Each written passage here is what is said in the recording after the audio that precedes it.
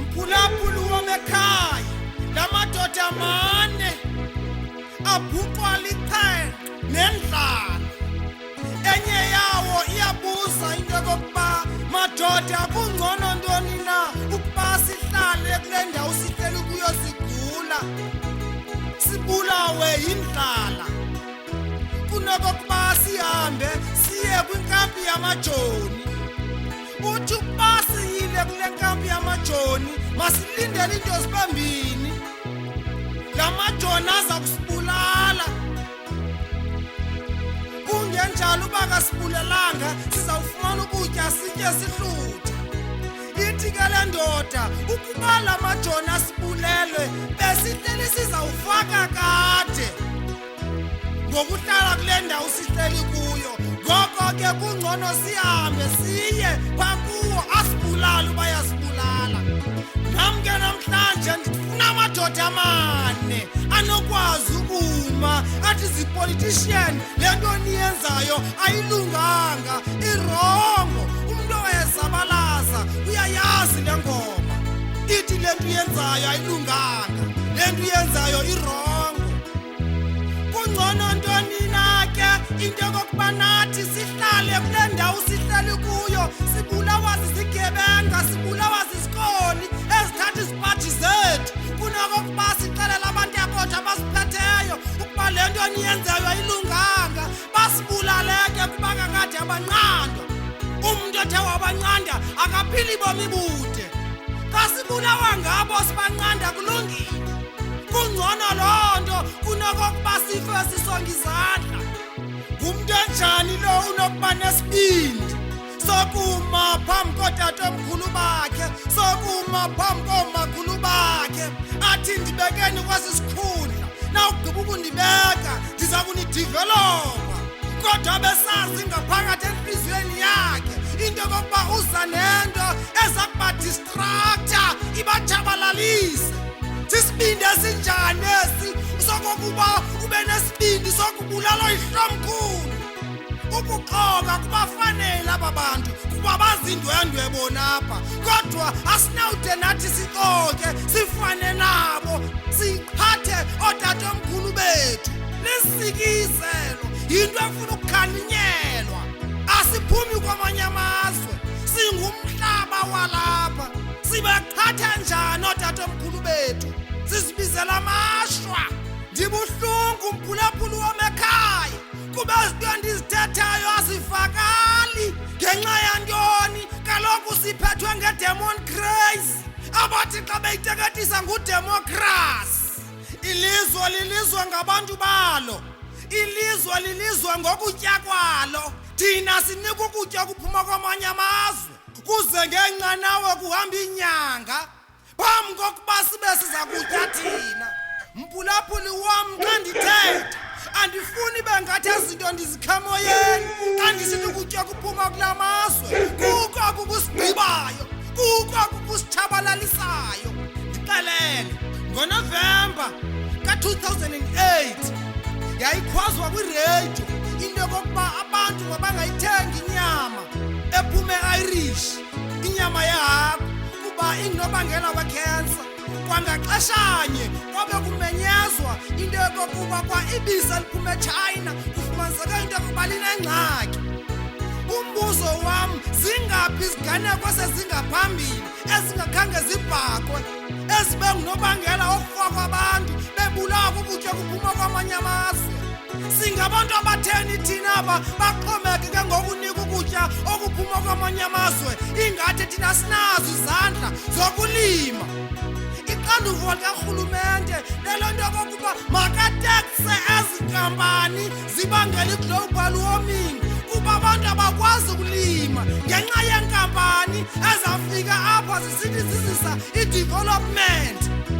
Loo development zazize nayo yile namhlanje ibangela le-global warming. Mazitekswe, zakugqitywa ukutekswa kusetyenziswa zomali ukuthenga izipringla irrigations ezilalini kuphuhliswa abantu.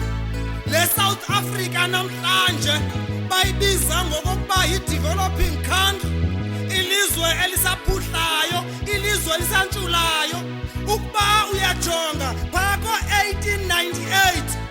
kaloku ukuthi kwiminyaka nje epha ku-100 xa ubuya umva ithi history iSouth Africa yayilelinye lamazwe awona mazwe ake atyeba ngelo xesha. Uthe umbhali athi more than 32 million worth of gold yaveliswa kulo minyaka.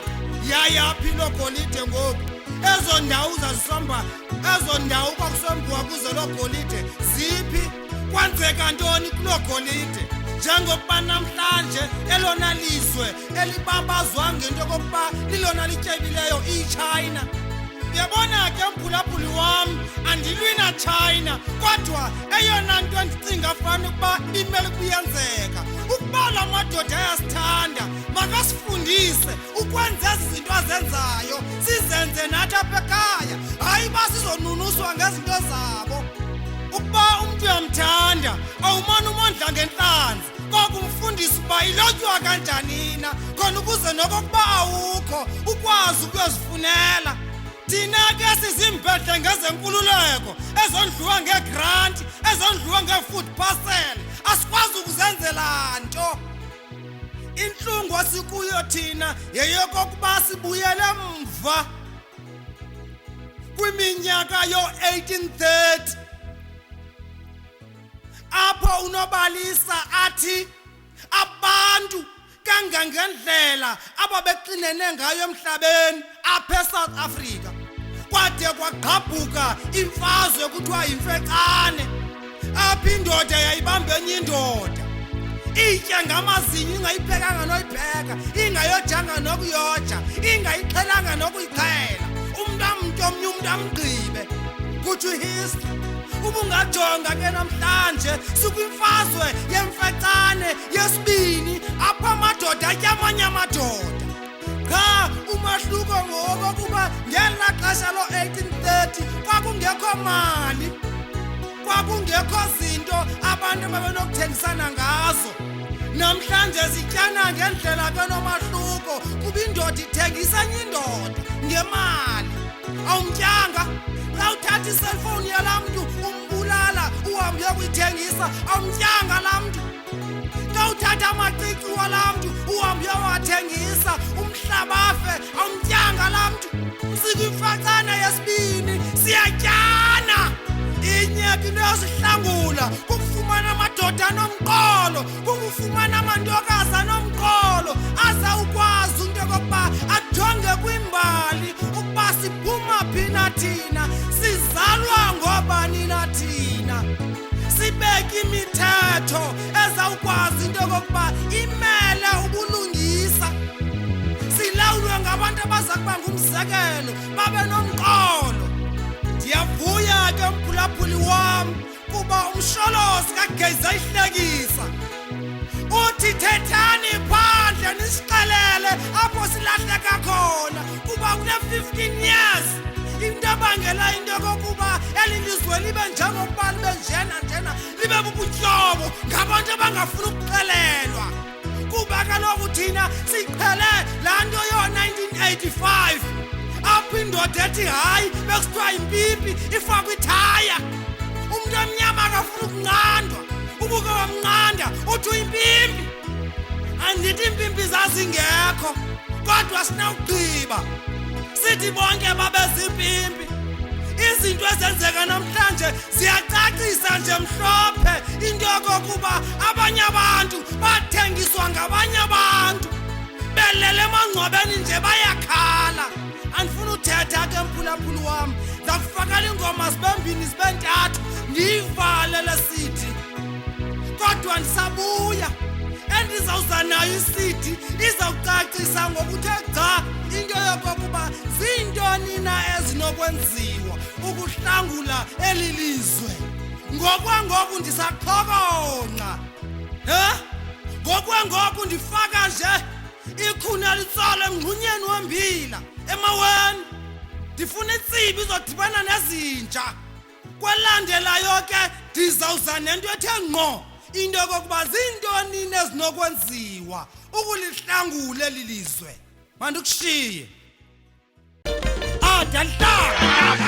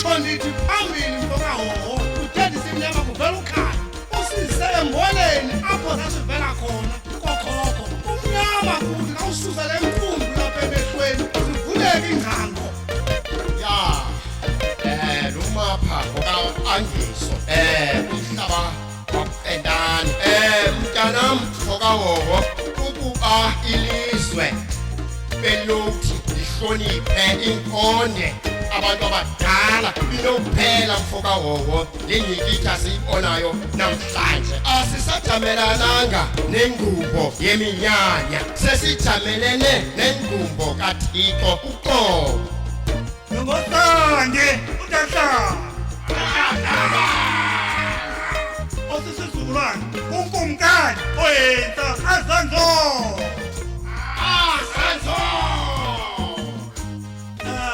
zukulwane lawo akwabe amanyange ebenokuyikhanyisa nendlela vule ubheka phambili kuyole emboleni